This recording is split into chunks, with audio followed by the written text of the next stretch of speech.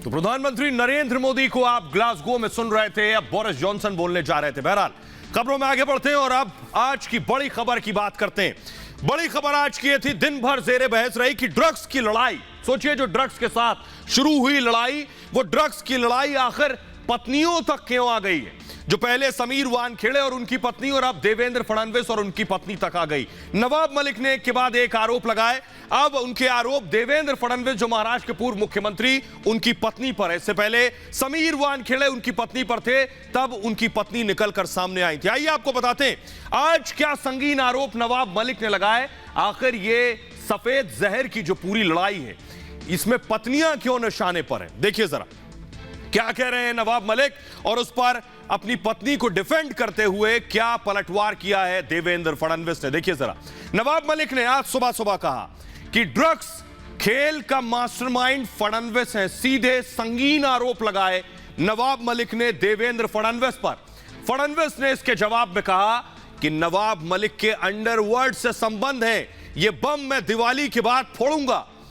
नवाब मलिक ने कहा था ड्रग पेडलर के साथ फडणवीस की पत्नी की एक फोटो बाकायदा नवाब मलिक ने जारी की, फडणवीस की पत्नी की एक तस्वीर जारी की और कहा कि ड्रग पेडलर के साथ संबंध है। इस पर देवेंद्र फडणवीस ने कहा कि वो तस्वीर 4 साल पुरानी है, उस तस्वीर से कुछ साबित नहीं होता, यह कहा देवेंद्र फडणवीस ने। नवाब मलिक ने एक के बाद एक उनकी पत्नी पर आरोप लगाए, कहा फडणवीस के ड्रग पेडलर से संबंध है। न सिर्फ पत्नी बल्कि अब फडणवीस पर भी आरोप लगाए। इस पर पूर्व मुख्यमंत्री ने कहा मलिक के दामाद के घर ड्रग्स, तो नवाब मलिक ड्रग्स के किंगपिन। यानी देवेंद्र फडणवीस ने कहा कि अगर मेरी पत्नी पर आरोप लगा रहे हैं और मेरे साथ संबंध है, तो आपके दामाद 9 महीने जेल में रहे ड्रग्स के मामले में, तो फिर आप ड्रग्स के किंगपिन हो गए उस हिसाब से, आपके लॉजिक के हिसाब से। नवाब मलिक ने एक और आरोप लगाया, कहा फडणवीस के जयदीप राणा से संबंध है। वही जयदीप राणा जिसे ड्रग पेडलर कहा नवाब मलिक ने, और कहा और जो तस्वीर जारी की फडणवीस की पत्नी के साथ। इस पर जवाब दिया देवेंद्र फडणवीस ने कि जयदीप राणा से कोई संबंध नहीं है, कोई रिश्ता नहीं है। नवाब मलिक ने कहा कि जो देवेंद्र फडणवीस की पत्नी के बारे में आपको बताऊं, जिनकी तस्वीर आप देख रहे हैं, ये एक्ट्रेस भी हैं। तो नवाब मलिक ने कहा कि फडणवीस की पत्नी का जो गाना एक शूट हुआ, उसका फाइनेंसर यही ड्रग पेडलर जयदीप राणा था। इस पर फडणवीस ने कहा मेरे ऊपर हमला नहीं कर सकते अब, तो मेरी पत्नी पर हमला कर रहे हैं। यानी फडणवीस पर निशाना नहीं साध सकते, तो उनकी पत्नी पर अब निजी हमले हो रहे हैं। इसके आगे नवाब मलिक ने आरोप लगाया फडणवीस पर ट्रांसफर पोस्टिंग का आरोप लगाया सरकार के दौरान। इस पर फडणवीस ने कहा कि नवाब मलिक के आरोप हास्यास्पद है। तो दोनों तरफ से इस तरह से जुबानी जंग चल रही है। नवाब मलिक ने कहा कि नीरज गुंडे के घर बैठते थे फडणवीस और इसी शख्स पर ट्रांसफर पोस्टिंग करवाने का आरोप लगाया। इस पर फडणवीस ने कहा उद्धव से नीरज गुंडे के बारे में पूछ लें, यानी उनका कहना था अपने सीएम से भी उस शख्स के बारे में पूछ सकते हैं। नवाब मलिक ने एक और आरोप लगाया कि बीजेपी नेताओं के ड्रग पेडलर्स के साथ रिश्ते हैं। फडणवीस ने कहा अब फुलझड़ी जला दी है नवाब मलिक ने, तो दिवाली के बाद बम फूटेगा। कई तस्वीरें हम सामने लाएंगे, कहा नवाब मलिक ने। सिर्फ एक तस्वीर नहीं लाए। इस पर देवेंद्र फडणवीस ने कहा ईंट का जवाब पत्थर से देना जानता हूं। देखिए सियासत की लड़ाई कैसे ड्रग से होते हुए पत्नियों तक आ गई है। नवाब मलिक ने कहा सीबीआई जांच या न्यायिक जांच होनी चाहिए इस मामले की। इस पर देवेंद्र फडणवीस ने कहा अब मैं आपराधिक मानहानि के केस पर विचार करूंगा। जो आरोप नवाब मलिक ने लगाए हैं, इससे मेरे मान की हानि हुई है, इसलिए मैं अब आपराधिक मानहानि का मुकदमा करूंगा। लेकिन एक सवाल बहुत बुनियादी है कि नवाब मलिक ने पहले समीर वानखेड़े और उनकी पत्नी की तस्वीर जारी की थी। यानी ड्रग्स के पूरे मामले में सोचिए कैसे एक एक कर पत्नियां सामने आ रही हैं, पत्नियों को टारगेट किया जा रहा है। समीर वानखेड़े की पहली पत्नी की तस्वीरें साझा की, समीर वानखेड़े पर हमला किया, समीर वानखेड़े पर टारगेट किया। न सिर्फ समीर वानखेड़े, अब सोचिए समीर वानखेड़े इस केस से आगे बढ़े, अपनी ईमानदारी बेगुनाही साबित कर रहे हैं, तो एक और यानी पूर्व मुख्यमंत्री महाराष्ट्र के देवेंद्र फडणवीस की पत्नी पर आरोप लगा दिए गए। ये देखिए ये देवेंद्र फडणवीस की पत्नी है और ये वो शख्स है जिसे ड्रग पेडलर कह रहे हैं, जिसे जयदीप राणा कह रहे हैं। ये नवाब मलिक ने ट्वीट किया है फडणवीस की पत्नी के साथ इस शख्स की तस्वीरें, इसी को ड्रग पेडलर कह रहे हैं। फडणवीस की पत्नी का जो गाना शूट हुआ इसी को फाइनेंसर नवाब मलिक कह रहे हैं। जरा देखिए रिपोर्ट, देखिए नवाब मलिक ने फडणवीस की पत्नी पर क्या वार किया, फडणवीस ने उस पर क्या जवाब दिया और आखिर इस ड्रग्स के पूरे जाल में पत्नियां क्यों आ गई। देखिए रिपोर्ट।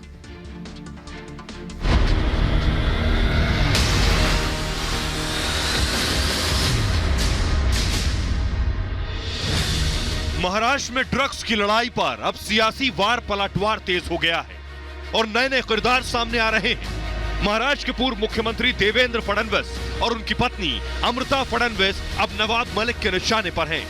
नवाब मलिक ने फडणवीस की पत्नी की तस्वीर पोस्ट की। इस तस्वीर में फडणवीस की पत्नी के साथ एक शख्स खड़ा है। नवाब मलिक ने पहले तो उसके हाथ के इशारे पर सवाल उठाए, उसे शैतानी इशारा बताया। नवाब मलिक यही नहीं रुके, पूर्व सीएम फडणवीस की पत्नी अमृता फडणवीस के साथ खड़े शख्स को ड्रग पेडलर बताया। तस्वीर तो ऐसी है कि एक दूसरे को तुम शैतान हो, इस तरह की तस्वीर है।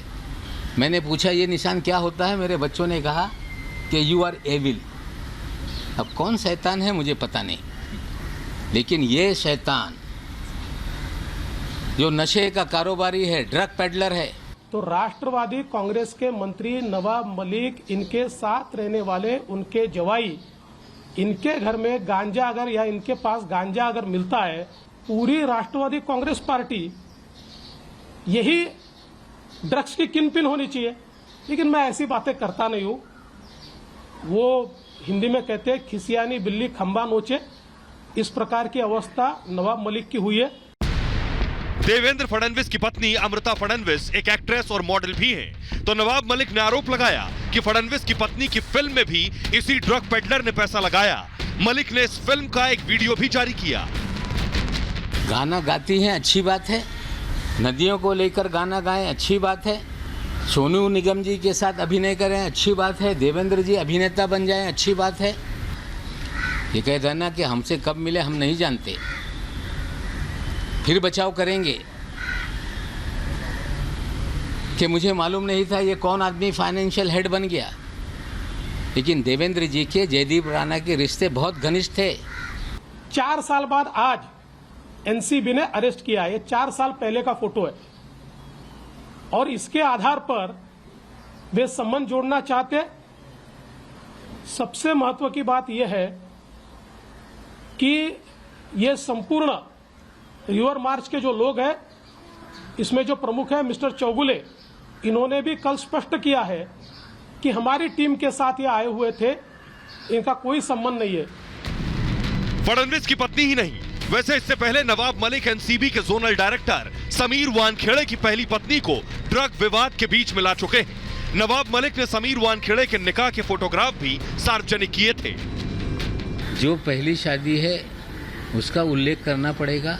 हमें लगता है सच्चाई सामने लाने के लिए मजबूरन चीजें सामने आ रही है। निकाहनामा मैंने दिया है, उसमें मस्जिद का मदरसा है, उसका एड्रेस है और ये सारे तस्वीर हमने रखी है। तो सवाल बुनियादी यही है कि ड्रग्स की इस पूरी लड़ाई में आखिर पत्नियां क्यों आ गई। देखिए जरा जयदीप राणा है कौन, नवाब मलिक जिन पर आरोप लगा रहे हैं। देखिए जरा ये जो तस्वीर आप देख रहे हैं फडणवीस की पत्नी के साथ शख्स, ये जयदीप राणा ड्रग तस्कर है। दरअसल जयदीप राणा अभी फिलहाल जेल में बंद है। इसी साल एनसीबी ने, नारकोटिक्स कंट्रोल ब्यूरो ने इसे गिरफ्तार किया है। नवाब मलिक ने इसे फाइनेंसर भी बताया है। यह है जयदीप राणा। लेकिन आपको बताऊं, ये जो आरोप लगे, इन इल्जामों पर अब देवेंद्र फडणवीस की पत्नी सामने आ गई है, क्योंकि ये बहुत गंभीर आरोप है और पूर्व मुख्यमंत्री की पत्नी पर यह आरोप है। तो न सिर्फ पूर्व मुख्यमंत्री बल्कि उनकी पत्नी यानी अमृता फडणवीस, जिन्हें आप देख रहे हैं, अमृता फडणवीस ने इन आरोपों के बाद ट्वीट किए। इन आरोपों के बाद अमृता फडणवीस ने क्या लिखा है ये आपको बताने जा रहा हूं। देखिए जरा, देवेंद्र फडणवीस की पत्नी ने एक के बाद एक ट्वीट किए, नवाब मलिक पर टारगेट किया। फडणवीस की पत्नी ने लिखा नवाब मलिक के आरोपों पर कि उल्टा चोर कोतवाल को क्यों डांट रहा है, यानी उल्टा चोर कोतवाल को क्यों डांटे, क्योंकि विनाश काले विपरीत बुद्धि, जब विनाश नजदीक आता है तो दिमाग उल्टा चलता है। लेकिन बड़ी चीज देखिए, समीर वानखेड़े की पत्नी को इस तरफ आप देख रहे हैं, समीर वानखेड़े की पत्नी क्रांति रेडकर ने अमृता फडणवीस यानी देवेंद्र फडणवीस की पत्नी के ट्वीट को रीट्वीट कर दिया।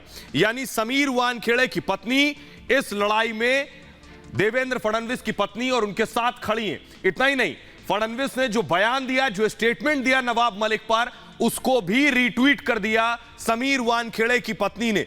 यानी समीर वानखेड़े उनकी पत्नी और फडणवीस उनकी पत्नी इस लड़ाई में एक साथ नजर आए। इस दरमियान आइए अब आपको बताता हूं कि नवाब मलिक ने दरअसल आरोपों की झड़ी लगाई। न सिर्फ पत्नी पर आरोप, बल्कि इससे आगे नवाब मलिक ने बढ़कर इल्जाम लगाए। उस पर देवेंद्र फडणवीस ने क्या जवाब दिया, आइए आपको बताता हूं। क्रूज ड्रग्स केस में आर्यन की गिरफ्तारी से आपको याद होगा, यह मामला शुरू हुआ महाराष्ट्र में, उसके बाद से हर रोज नए खुलासे हो रहे हैं। हाईकोर्ट से जमानत मिलने के बाद आर्यन खान मन्नत पहुंच चुके हैं, लेकिन महाराष्ट्र में वार और पलटवार का दौर खत्म नहीं हो रहा। नवाब मलिक हर रोज नए खुलासे कर रहे हैं, हर रोज नए इल्जाम लगा रहे हैं। नवाब मलिक ने पहले क्रूज केस में छापेमारी पर सवाल उठाए थे, इसके बाद कई दिनों तक नवाब मलिक ने समीर वानखेड़े पर खुलासे किए। धर्म जाति से लेकर फर्जी तरीके से नौकरी पाने के आरोप लगाए। नवाब मलिक ने इस मामले में समीर वानखेड़े की पहली पत्नी की तस्वीर शेयर की और जिनसे वानखेड़े का तलाक हो चुका है। हालांकि वानखेड़े नवाब मलिक के सारे आरोप पहले ही खारिज कर चुके हैं। अब महाराष्ट्र सरकार में मंत्री नवाब मलिक ने ड्रग्स की लड़ाई में सियासी परिवार को टारगेट करना शुरू किया। नवाब मलिक के निशाने पर महाराष्ट्र के पूर्व सीएम फडणवीस और उनकी पत्नी है। नवाब मलिक ने इस बार गंभीर आरोप लगाए हैं। फडणवीस की पत्नी अमृता फडणवीस और ड्रग्स पेडलर की तस्वीर जारी की, जो मैंने आपको दिखाई, और नवाब मलिक ने कहा कि फडणवीस की वजह से महाराष्ट्र में ड्रग्स का धंधा फल फूल रहा है। इस पर फडणवीस ने नवाब मलिक के अंडरवर्ल्ड से रिश्ते होने का आरोप लगाया और फडणवीस ने कहा जल्द ही यह बम फोड़ूंगा। सुनिए जरा। समीर दाऊद वानखेड़े, उसके भी तबादला करने के पीछे महाराष्ट्र के पूर्व मुख्यमंत्री देवेंद्र फडणवीस हैं और उसे लाया इसीलिए गया कि आप पब्लिसिटी करके नाजायज लोगों को फंसाया जाए और ड्रग का खेल इस मुंबई और गोवा में चलता रहे, इसलिए समीर वानखेड़े को लाया गया। सारा ड्रग का खेल ये देवेंद्र जी के इशारे पे इस राज्य में चल रहा है। एक फुलझड़ी जलाई है तो बम तो फूटेगा और दिवाली के बाद फूटेगा, और दिवाली के बाद नवाब मलिक इनके अंडरवर्ल्ड के साथ क्या संबंध है, इसके सबूत मैं आपको भी दूंगा और राष्ट्रवादी कांग्रेस पार्टी के जो अध्यक्ष है श्री शरद पवार जी, इनको भी मैं वो सबूत दूंगा। तो फडणवीस ने जवाब दिया, लेकिन नवाब मलिक यही नहीं रुके। उन्होंने फडणवीस के सीधे सीधे ड्रग पेडलर से संबंध को लेकर निशाना साधा। इस पर फडणवीस ने नवाब मलिक पर पलटवार करते हुए पूछा कि 4 साल पुरानी तस्वीर की याद आखिर अब आपको क्यों आई। सुनिए जरा। कि जयदीप राणा जेल में बंद है, ड्रग ट्रैफिकिंग के केस में गिरफ्तारी हुई है, लेकिन उनके रिश्ते महाराष्ट्र के पूर्व मुख्यमंत्री श्री देवेंद्र फडणवीस जी से भी हैं। मंत्री नवाब मलिक, इन्होंने जो आरोप लगाए हैं, ये आरोप हास्यास्पद इस प्रकार के आरोप है। उस रिवर एंथम के लिए जो टीम हमारे पास आई थी, उस टीम के क्रिएटिव टीम का एक हायर्ड आदमी, जिसने वो पूरी टीम ने हमारे साथ उस समय फोटो खिंचवाए और उस तो नवाब मलिक ने एक कदम और आगे बढ़ाते हुए फडणवीस सरकार में भ्रष्टाचार के आरोप जड़ डाले। नवाब मलिक ने फडणवीस पर ट्रांसफर पोस्टिंग में रिश्वतखोरी का आरोप लगाया। नवाब मलिक ने कहा कि नीरज गुंडे के इशारे पर ट्रांसफर होता था और जब फडणवीस पुणे जाते थे तो नीरज के घर पर ही ठहरते थे। नवाब मलिक ने कहा कि नीरज गुंडे सरकारी काम में दखल दे रहा था। नवाब मलिक के इन आरोपों पर फडणवीस ने पलटवार करते हुए कहा कि नीरज गुंडे के बारे में नवाब मलिक सीएम से ज्यादा जानकारी ले सकते हैं। सुनिए जरा। कि देवेंद्र फडणवीस का एक वजह इसी शहर में रहता है, नीरज गुंडे, मुख्यमंत्री निवास में एक्सेस था, मुख्यमंत्री कार्यालय में एक्सेस था, सारे अधिकारियों के चैम्बर में एक्सेस था, सारे पुलिस के ट्रांसफर वो तय करता था, नीरज गुंडे के घर पर वो बैठते थे और वहीं से सारा देवेंद्र जी का माया जाल चलता था। नवाब मलिक जी को इतनी सलाह दूंगा कि जो अभी मुख्यमंत्री है उद्धव जी ठाकरे, इनको एक बार वो नीरज गुंडे के बारे में पूछ ले। कितने बार नीरज गुंडे उनके यहाँ गए हैं या वो नीरज गुंडे के यहाँ गए हैं, ये बात भी उनसे पूछ लीजिए। और नीरज गुंडे के खिलाफ कोई भी सबूत होगा तो कार्रवाई करिए। कि जिस प्रकार से हवा में तीर चलाने का काम वो कर रहे हैं, मैं वापस कहता हूं, खिसियानी बिल्ली खंबा नोचे। और एक बात मैं नवाब मलिक को कह देना चाहता हूं, मैं कांच के घर में नहीं रहता। तो ड्रग्स की लड़ाई पत्नियों तक आई और इसने सियासी संग्राम मचा दिया है। सुनिए जरा महाराष्ट्र की सियासत में कैसे भूचाल आया। पहले तो इन्होंने वानखेड़े जी के परिवार को घसीटा, उससे भी इनका दागी चेहरा धुल न सका। इनकी जो नाव मझधार में डुबकियां खा रही थी वो बच न सकी। केवल और केवल अपना दागी चेहरा छुपाने के लिए इनकी राजनीतिक मजबूरी है विपक्ष के नेता देवेंद्र फडणवीस जी और उनके परिवार पर आरोप करना। और जैसे कि नवाब मलिक साहब ने जो एक नया कोई सामने लाया है, जिसके घर शीशे के होते हैं वो दूसरे पर पत्थर नहीं फेंका करते। अगर आप हमारे तरफ पत्थर फेंकोगे तो हमारे हाथ में भी पत्थर है, लेकिन हम हमारी राजनीति और हमारा संस्कार इतना नीचे गिरने नहीं देंगे जितना आप कर रहे हो। आज भी आपको मौका है, संभल जाइए। पुरुष पुरुष संघर्ष करो, पत्नी को बीच में मत लाओ। अमृता भाभी पर जिस प्रकार से कीचड़ उछाला जा रहा है वो हम सहन नहीं करेंगे। हमारे परंपरा में भाभी माँ होती है, तो उस माँ के लिए आवश्यकता हो तो हमको संघर्ष करना पड़ेगा। तो बड़ा सवाल यह है कि ड्रग्स की लड़ाई आखिर पत्नियों तक क्यों आ गई और कैसे पहुंची। नवाब मलिक ने जिस अमृता फडणवीस के साथ ड्रग्स पेडलर की तस्वीर शेयर की, वो अमृता फडणवीस कौन है? महाराष्ट्र के पूर्व सीएम देवेंद्र फडणवीस की पत्नी अमृता पेशे से गायिका है। 2005 में फडणवीस के साथ उनकी शादी हुई थी। अमृता फडणवीस सोशल मीडिया पर भी बेहद एक्टिव रहती हैं। महिला सशक्तिकरण, फैशन शो और सामाजिक कार्यक्रमों में वो अक्सर नजर आती हैं। अमृता पेशे से एक बैंकर हैं और आपको बताएं गायिका के साथ साथ सामाजिक कार्यकर्ता हैं। 9 अप्रैल 1979 को नागपुर में उनका जन्म हुआ था और फिल्मों में भी गीत गा चुकी हैं। अमृता को एक्टिंग का बहुत शौक है। अमृता ने महाराष्ट्र के 2 गांवों को गोद भी ले रखा है। अमृता राजनीति से यानी पॉलिटिक्स से जरूर दूर रहती हैं, लेकिन राजनेता पति के वो बेहद करीब हैं। फडणवीस के राजनीतिक जीवन में हर उतार चढ़ाव में फडणवीस की पत्नी उनके साथ रही हैं। आज भी नवाब मलिक के हमलों के बाद दोनों ने इन आरोपों पर जवाब दिया।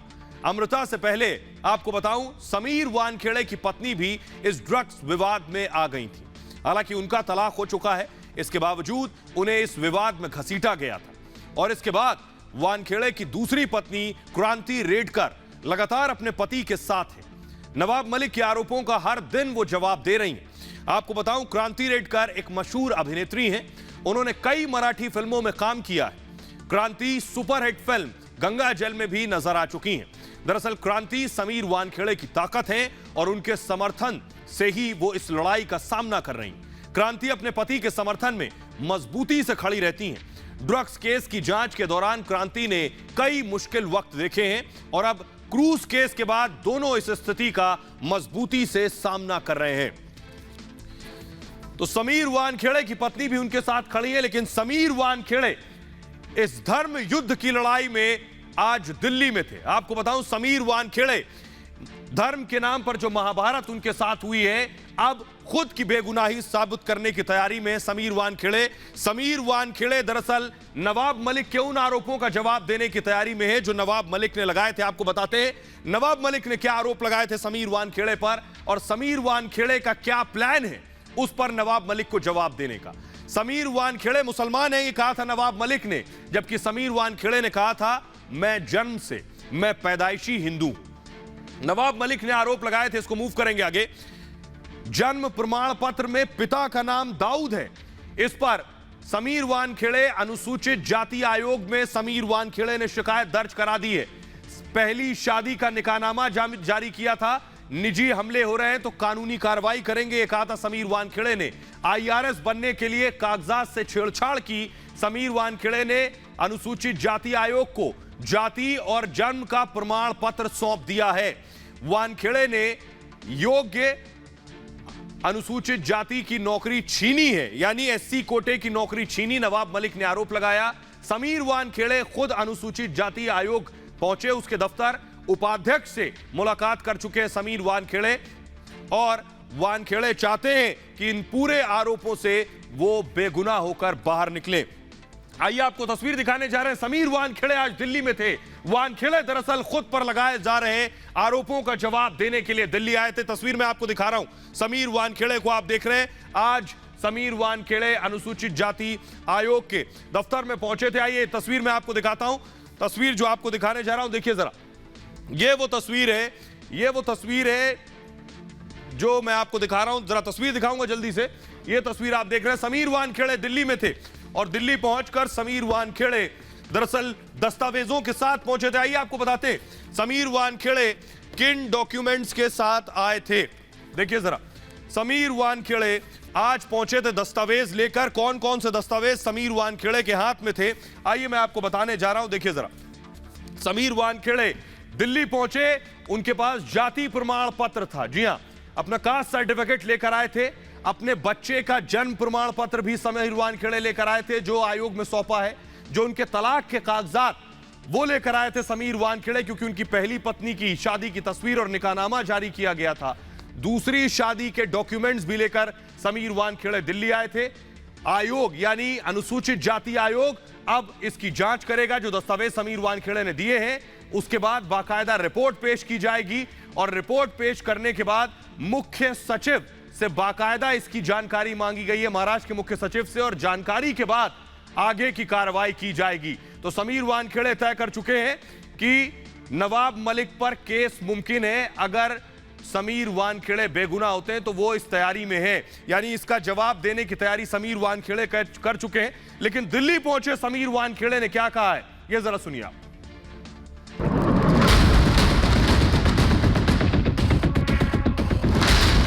समीर वानखेड़े की जो लड़ाई ड्रग्स गैंग पर एक्शन से शुरू हुई, वो अब धर्म पर महाभारत में बदल चुकी है, और इस धार्मिक उन्माद में समीर वानखेड़े घिरे हुए हैं। नवाब मलिक के तमाम आरोपों पर खामोश रहने वाले समीर वानखेड़े अब भी चुप हैं, लेकिन वानखेड़े सच की लड़ाई को अंजाम तक पहुंचाने की तैयारी कर चुके हैं। इसलिए आज एनसीबी के जोनल डायरेक्टर समीर वानखेड़े दिल्ली पहुंचे और अनुसूचित जाति आयोग के सामने पेश हुए।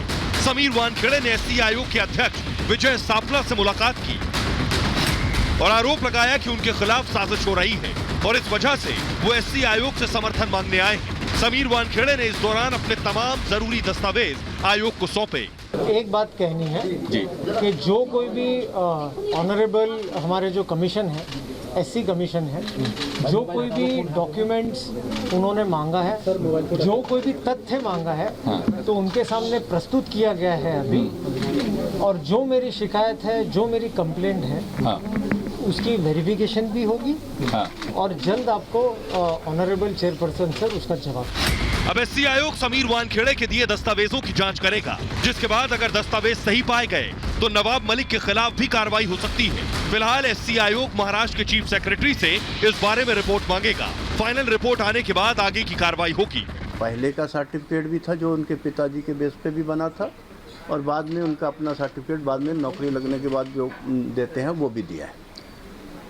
उनके हिसाब से वो अनुसूचित जाति से संबंधित हैं। उनके जो संबंधित कोई भी डॉक्यूमेंट है वो हम मंगवाएंगे, और जल्दी उसके ऊपर जो है कोई भी अंकुश ना रहे, उन सबको क्लियर करेंगे।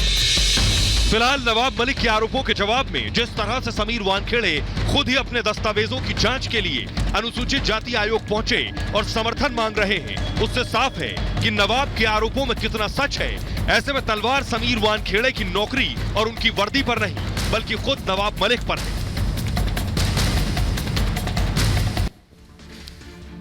आइए अब आपको एक चेहरे से मिलाते हैं, वसूलीबाज। वसूलीबाज की आज बोलती बंद हो गई। इस चेहरे को आप बखूबी पहचानते होंगे। सचिन वाजे मुंबई में खुद को कभी डॉन समझता था, इस तरह से वसूली के आरोप इस पर लगे, लेकिन आज देखिए रिपब्लिक के कैमरे के सामने कैसे सचिन वाजे की बोलती बंद हो गई। हमारे रिपोर्टर ने जब सवाल पूछे तो सचिन वाजे के पास जवाब नहीं थे। जरा देखिए रिपोर्ट, ये रिपोर्ट देखिए और देखिए हेकड़ी निकल गई और वसूलीबाज की अब बोलती बंद हो गई। देखिए जरा report. Get out of this. First, get out of this. You are in our custody. वसूलीबाज वाजे की बोलती बंद। Mr. Waze, will you confess to the entire extortion racket? Mr. Waze, आप extortion racket के बारे में क्या कहेंगे? परमबीर सिंह कहां पर है? Will you tell Mumbai police about the extortion racket?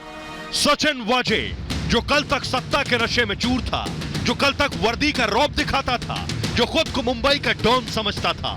First, you get out of this. First, you get out of this. Get out of this. First, you get out of this. First, you get out of this. First, you get out of this. Get out of this. Get out of this. Get out of this. जो कल तक झूठ और फरेब का जाल बुनते थे, वो आज अपने ही जाल में खुद पूरी तरह फंस चुके हैं। आज उसकी जुबान पर कानून का पहरा लग चुका है। 7 महीने में ही वसूली के वजीर की अकड़ ढीली पड़ गई। Where is Parambir Singh? Mr. Waze, where is Parambir Singh? क्या मुंबई पुलिस को सब कुछ बताओगे? वाजे अंदर, अब परमबीर का नंबर। साजिश की हिस्ट्री, वाजे की money mystery. You are in our custody. You are in police custody. You are in our custody. You are in police custody. आज सचिन वाजे को उसी मुंबई पुलिस ने फिर हिरासत में ले लिया जिस पुलिस में वो कल तक बड़ा रसूख रखता था। सचिन वाजे को मुंबई पुलिस की क्राइम ब्रांच ने हिरासत में लिया। अब क्राइम ब्रांच की टीम वसूली केस में वाजे से पूछताछ करेगी। आपको बता दें कि एक विशेष अदालत ने पिछले हफ्ते ही क्राइम ब्रांच को वाजे से पूछताछ की इजाजत दी थी। कोर्ट ने सचिन वाजे को 6 नवंबर तक क्राइम ब्रांच की हिरासत में भेजा है। और आइए अब आपको मिलवाने जा रहे हैं वसूली के 3 किरदारों से, सचिन वाजे, परमबीर सिंह और अनिल देशमुख। जी हां, तीनों आज कहां हैं देखिए जरा, एक एक कर तीनों के बारे में आपको बताता हूं। परमबीर सिंह पहला नाम, इस चेहरे से आप बखूबी वाकिफ होंगे। परमबीर सिंह पूर्व मुंबई पुलिस कमिश्नर, लेकिन परमबीर सिंह वसूली कांड में फरार है। परमबीर सिंह कहां है कोई नहीं जानता। दूसरा नाम सचिन वाजे, बर्खास्त हैं एपीआई मुंबई पुलिस में और फिलहाल तलोजा जेल में बंद थे और अब क्राइम ब्रांच को कस्टडी मिली है। वसूली कांड में सलाखों के पीछे अब तक हैं सचिन वाजे। अगला नाम है अनिल देशमुख, पूर्व गृह मंत्री महाराष्ट्र, इन पर भी वसूली के आरोप हैं। वसूली कांड में इन्फोर्समेंट डायरेक्टरेट यानी प्रवर्तन निदेशालय के सामने आज पेशी हुई और घंटों सवाल हुए हैं वसूली के मामले में। आइए अब आपको बताते हैं कि देशमुख से सवाल हुए, घंटों सवाल जवाब हुए किस मामले में, और आखिर परमबीर सिंह कहां हैं। ये सारे चेहरे आप पहचान लीजिए आज आखिर किस स्थिति में है और क्या हो रहा है। देखिए जरा, 100 करोड़ की वसूली के मामले में आरोपी महाराष्ट्र के पूर्व गृह मंत्री अनिल देशमुख आखिरकार आज सुबह 11:55 पर प्रवर्तन निदेशालय के सामने पेश हुए। दरअसल इन्फोर्समेंट डायरेक्टरेट ने थोड़ी बहुत नहीं, 100 करोड़ की वसूली के मामले में मनी लॉन्ड्रिंग की जांच कर रही है। ऐसे में पूर्व गृह मंत्री को 5 बार ईडी ने सम्मन भेजकर पूछताछ के लिए बुलाया, लेकिन हर बार देशमुख की जगह उनके वकील ईडी के सामने पेश हुए। पेश ना होने के पीछे देशमुख की दलील थी कि वो 75 साल के हैं और महाराष्ट्र में कोरोना के बढ़ते मामलों की वजह से वो पेश नहीं हो सकते। एक तरफ जहां अनिल देशमुख के खिलाफ 100 करोड़ रुपए की वसूली का मामला दर्ज है, इसके अलावा देशमुख पर तकरीबन 4.5 करोड़ के फर्जीवाड़े का भी आरोप है। आरोपों के मुताबिक देशमुख ने फर्जी कंपनियों के जरिए अपने ट्रस्ट में पैसा जमा करवाया। इन्हीं आरोपों के तहत ईडी ने अनिल देशमुख के घर और दफ्तर पर छापेमारी भी की थी। सुनिए जरा अनिल देशमुख को एक बार। मेरे ऊपर जो मुंबई के एक्स पुलिस कमिश्नर थे परमवीर सिंह, उन्होंने जो आरोप किए पैसों के बारे में, आज मुंबई के ex police commissioner Paramvir Singh जिनने अनिल देशमुख के ऊपर आरोप किए, वो परमवीर सिंह आज कहां है?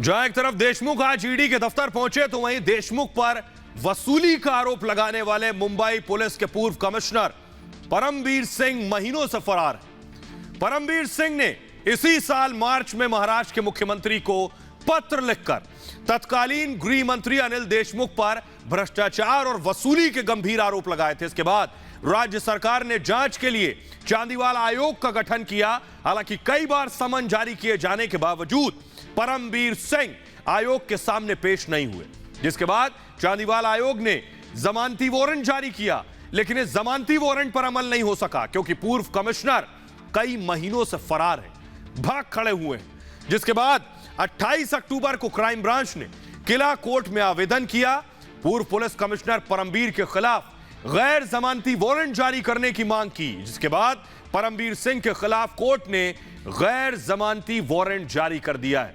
तो परमवीर सिंह फिलहाल फरार हैं। जो किया है वो आज उनके आगे आकर उन्हें ढूंढ रहा है। कानून के हाथ बहुत लंबे हैं, कब तक भागेंगे आखिर कानून से। बहरहाल ये भारत की बात है में इतना ही। अपना बहुत ख्याल रखिए। एक छोटे से ब्रेक के लिए रुक रहे हैं, लौट रहे हैं कुछ और बड़ी खबरों के साथ।